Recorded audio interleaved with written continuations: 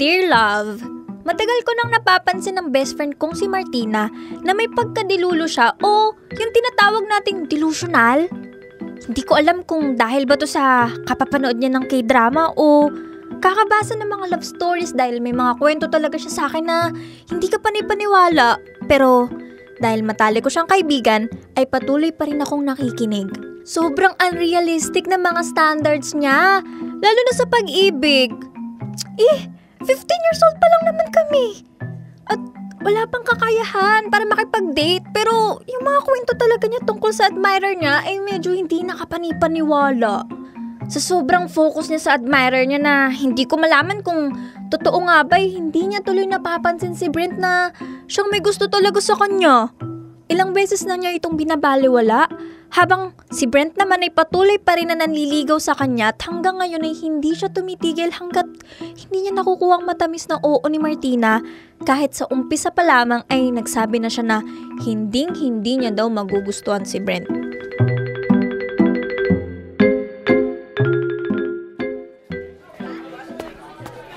Selena, ang aga mo ngayon ah.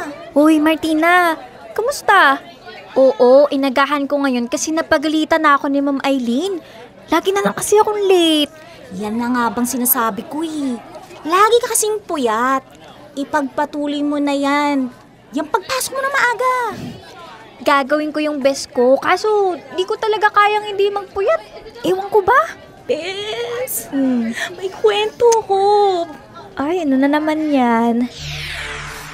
Dear love, di ko alam kung dapat ba ako magsisi na maaga akong pumasok ngayon dahil alam kong eto na naman siya sa pagiging dilulo niya. Ano yan, best?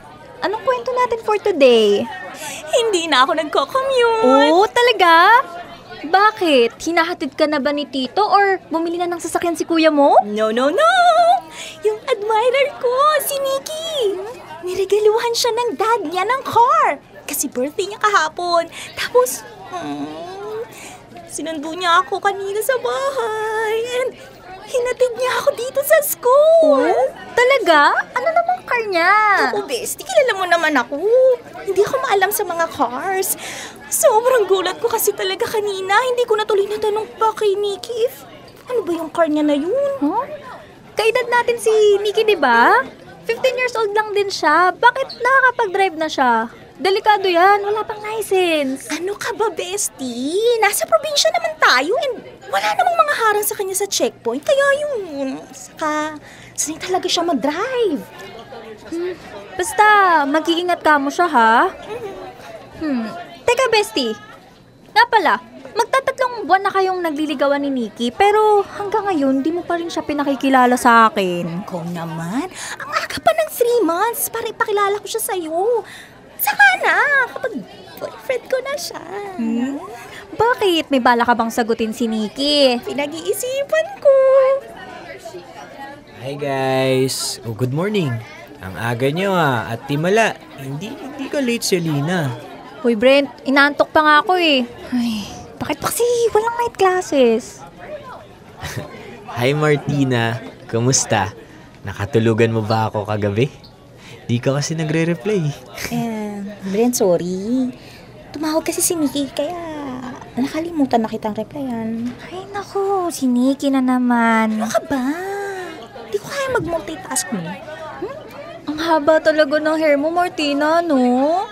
Okay lang yan, Martina. Naiintindihan kita. Malapit na palang campus night natin.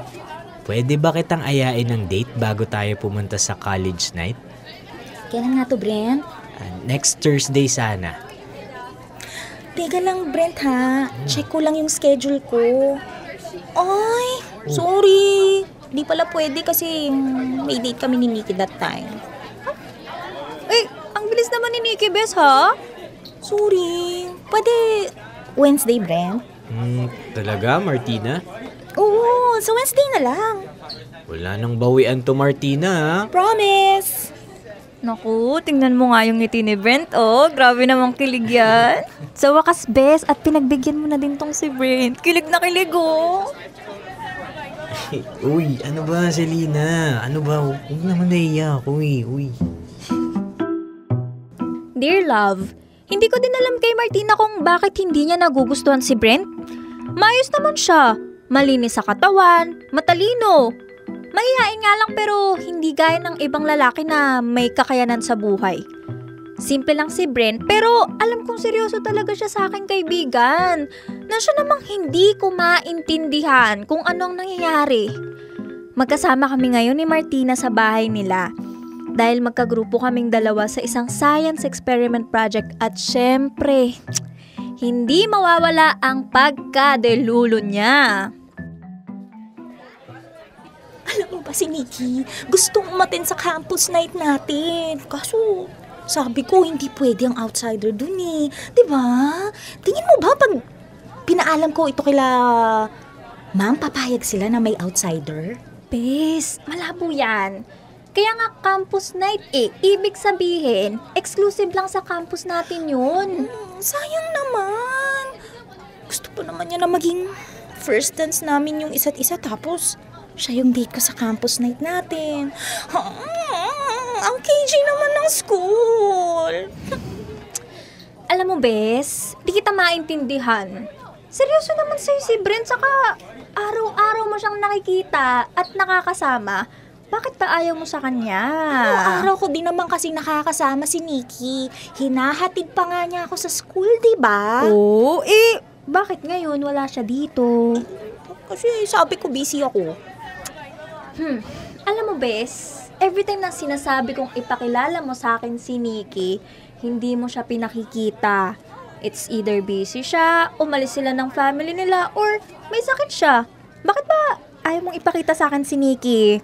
Makikita mo sana siya sa campus night. Kaso sabi mo nga, diba, hindi pwede ang outsider. Kaya ayan, maghahanap na naman kami ng tiyempo kung kailan mo siya makikita. Dear love, naaasar na talaga ako at pakiramdam ko ay talagang nag-i-imagine lang tong kaibigan ko. Kaya naman, naisipan ko nang mag-imbestiga. Maaga akong pumasok ngayon sa school at nagtago ako malapit sa gate namin upang makita ko kung talaga bang hinahatid ni Nikki si Martina sa school. Titingnan ko din kung talagang nagsasabi siya sa akin ng totoo. 6:00 na ng umaga ngayon at kahit inaantok ako ay pinilit ko talagang gumising ng maaga para makita ko kung totoo ba ang sinasabi niya. May dumating na kotse.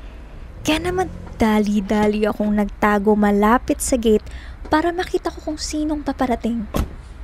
Alam niyo ba? Lumabas sa kotseng itim ang kuya ni Martina at pinagbuksan siya nito ng pinto. Bye, kuya! Thank you ulit sa paghatid! O sige, mag-ingat ka dyan ha. Bye! Bye, kuya! Dear love, nung nakaraan, ang sinabi sa akin ng kaibigan ko ay hindi daw bumili ng sasakyan ng kuya niya. Pero, bakit ngayon kitang-kita ng mga mata ko na kuya niya ang naghatid sa kanya? Ngayong araw ay titingnan ko kung magsisinungaling siya sa akin. Matapos ang 10 minuto ay pumasok na ako sa classroom namin.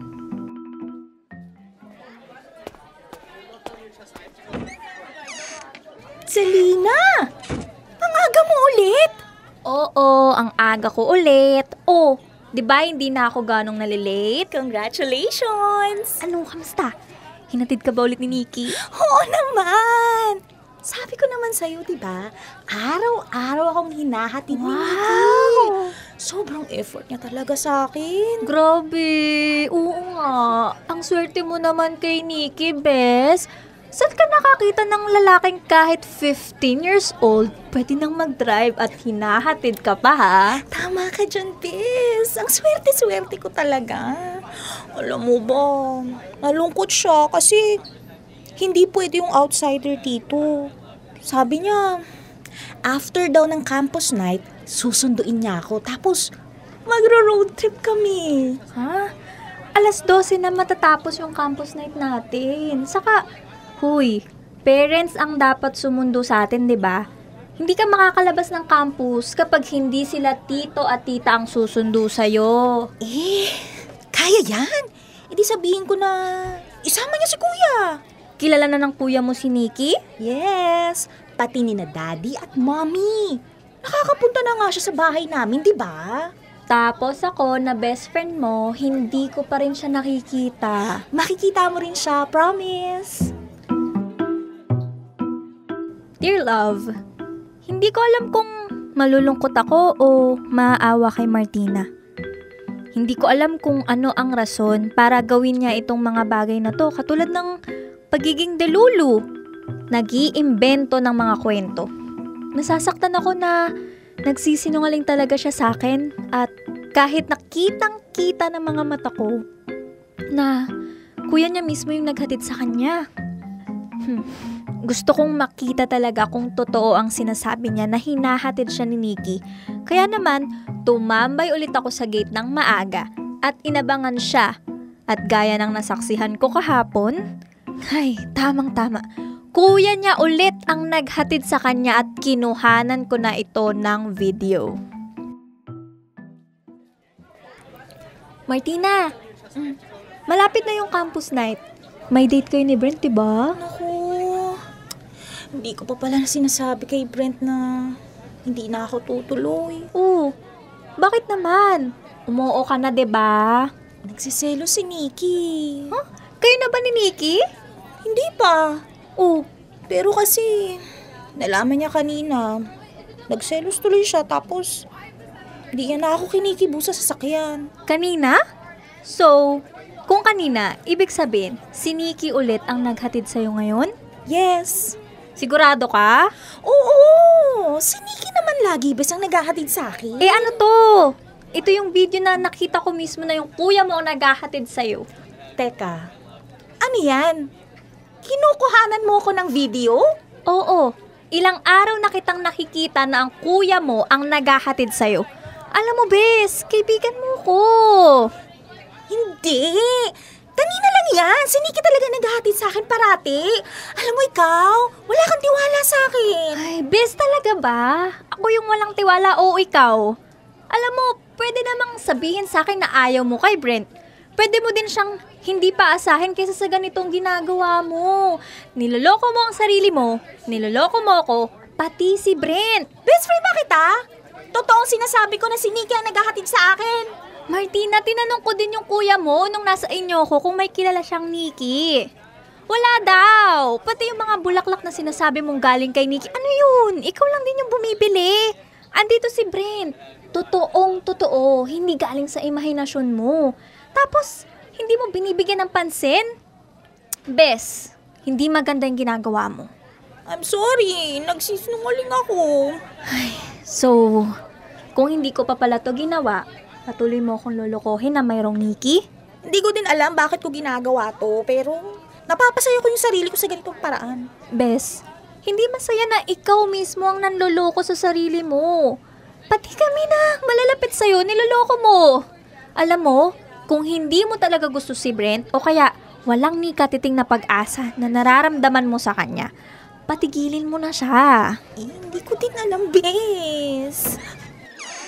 Brent, kanina ka pa? Narinig ko lahat ng napag-usapan nyo. Brent, I'm sorry. Wala namang kaso sa akin lahat, Martina. Ang masakit lang, wala naman pala akong kaagaw sa atensyon sa'yo. Pero parang mas masakit na wala talaga akong pag-asa sa'yo dahil ang karibal ko na pala ay yung sarili mong imahinasyon. Hindi ko pa kaya lahat ng yun dahil masyado pa akong bata. Para may bili kita ng bulaklak o kaya mahatid ka gamit ng kotse. Siguro, tama na muna na mag-aral muna ako kaysa intindihin ko tong nararamdaman ko para sa'yo. Wait lang, Brent. Sorry. Hindi ko din alam kung bakit ko nagawa to, pero... Hey Martina, okay na. Okay na. Titigilan na kita. Uy, huwag kang tumigil, please. Bibigyan kita ng chance. Mag-date tayo sa Thursday, tapos ikaw na din ang isasayaw ko sa campus night. Promise. Martina, gusto talaga kita. Pero napakahalaga na maging totoo ka at tapat. Paano kita mapagkakatiwalaan kung kahit sarili mo, niloloko mo? Sorry Martina, hanggang dito na lang talaga ako. Titigilan na kita. Kasalanan mo to lahat, Celine eh. Pakialamera ka. Oh, happy? Oh, wala na si Brent. Siguro naiinggit ka sa akin, palibhasa. Wala nagkakagusto sa'yo. Bes, ano ba? Ano tong sinasabi mo? Hindi ko to kasalanan. Tama lang yung ginawa ko at ayaw kitang konsintin sa panluloko mo sa sarili mo. Ayoko na sa'yo. Ayaw na kitang maging kaibigan. Inggitera! Ano? Martina, sandali! Dear love, ilang araw na din kaming hindi nag-uusap ni Martina. Hanggang ngayon ay galit pa rin siya sa akin. Hindi din siya umattend ng aming campus night dahil siguro napahiya siya sa nangyari. Sinayang ni Martina ang mga totoong nagmamahal sa kanya gaya ko at ni Brent. Pero kahit na tinalikuran na siya ni Brent, ay nandito pa rin naman ako at umaasa na balang araw ay mapatawad niya ako. Itinama ko lang naman yung mga mali niya, 'di ba? After all, best friend ko siya.